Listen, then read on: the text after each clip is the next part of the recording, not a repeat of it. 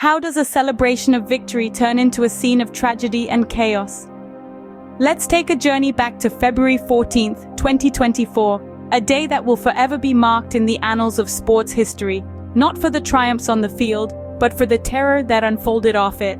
It was a day of joy and jubilation for the Kansas City Chiefs. Their Super Bowl victory parade was in full swing, but the festive atmosphere was shattered by the sound of gunfire. A dispute, not an act of terrorism, sparked a shooting that resulted in 1 death and over 22 injuries. The victims ranged from 8 to 47 years old, with at least half of them under 16. This marked the 48th mass shooting in the United States that year alone. 2 underage suspects were apprehended and charged in connection with the shooting. They faced charges related to gun offenses and resisting arrest.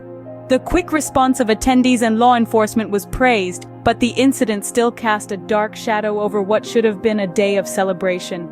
In the aftermath, the NFL and the Kansas City Chiefs expressed their deep sadness and gratitude to law enforcement.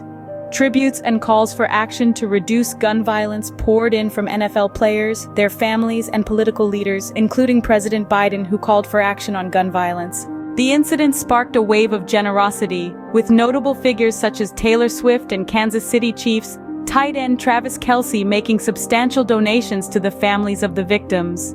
Swift donated $100,000 to the family of Lisa Lopez Galvan, one of the victims of the shooting, while Kelce donated the same amount to the Reyes family, whose 2 daughters were injured in the incident.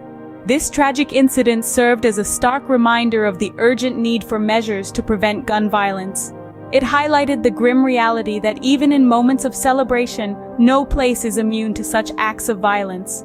The call for political action to address mass shootings in the U.S. grew louder, emphasizing the need to end the epidemic of gun violence in the country. As we move forward, one can only hope that such incidents become a thing of the past.